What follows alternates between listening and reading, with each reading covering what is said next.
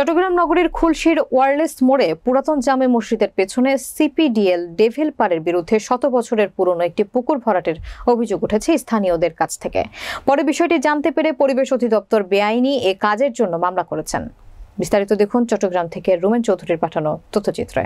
বৃহস্পতিবার খুলশী এলাকায় মোসাম্মদ নূর নাহার বেগম ও মোসাম্মদ মাসুদা বেগমের মালিকানাধীন পূর্ব পাহাড়তলী মৌজার ওই জায়গায় গিয়ে ঘটনার সত্যতা পাওয়া যায়।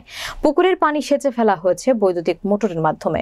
বিএস খতিয়ানি অনুযায়ী 61 শতকের বিশাল আকৃতির পুকুরটি স্কেভেটরের মাধ্যমে মাটি ভরাটের কাজ চলছে। এখন সরেজমিনে দেখা যাচ্ছে পাহাড়ি হলুদ এবং কালো মাটি দিয়ে ভরাট করা হচ্ছে 100 বছরের পুরনো পুকুরটিকে।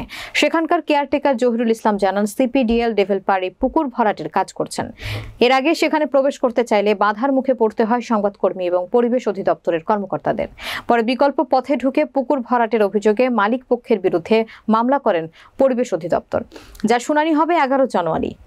এদিকে এই জায়গার মালিকানা ওয়ারিশ আশফাক জানান, 1 বছর আগে সিপিডিএল ডেভেলপারের কাছে বিক্রি করা হয়েছে জায়গাটি। পাওয়ার মূল্যে সিপিডিএল ডেভেলপার এখন কাজ করছেন সেখানে। তবে পুকুর ভরাটের অভিযোগ অস্বীকার করছেন সিপিডিএল ডেভেলপারের দায়িত্বপ্রাপ্ত কর্মকর্তা হাসিব রশিদ। তিনি জানান, সেখানে কোনো পুকুর নেই এবং পুকুর ভরাটের কাজ চলছে না। জায়গাটিতে করা হচ্ছে কৃত্রিম খেলার মাঠ, ট্রাফ। এ বিষয়ে পরিবেশ অধিদপ্তর জানিয়েছে, পুকুর ভরাট করে কোনো কিছু করার কোনো সুযোগ নেই। সুনির্দিষ্ট অভিযোগ পেলে আইনগত ব্যবস্থা নেওয়া হবে পুকুর ভরাটকারীদের বিরুদ্ধে। সব পাওয়ার টাওয়ার সবকিছু সিপিডিএল কে দেওয়া, পুরো জায়গার পাওয়ার সিপিডিএল কে দেওয়া। তো এটা পাওয়ার যখন সিপিডিএল ইউজ করতে সিপিডিএল এর না, সিপিডিএল এ কাজ করতে তখন ভিতরে কি হচ্ছে না হচ্ছে সেটা তো আমরা জানি না। আমরা আসলে সিপিডিএল কে আমরা বিক্রি করে ফেলছি। এটা না, আমাদের কোনো ওখানে পুকুর নাই। না, আমরা কোনো পুকুর ভরাট করতেছি না। না, এটা পুকুর না, আমরা কোনো পুকুর ভরাট করতেছি না, কারণ আমরা এই পাশে একটা টাপ করব খেলার জন্য।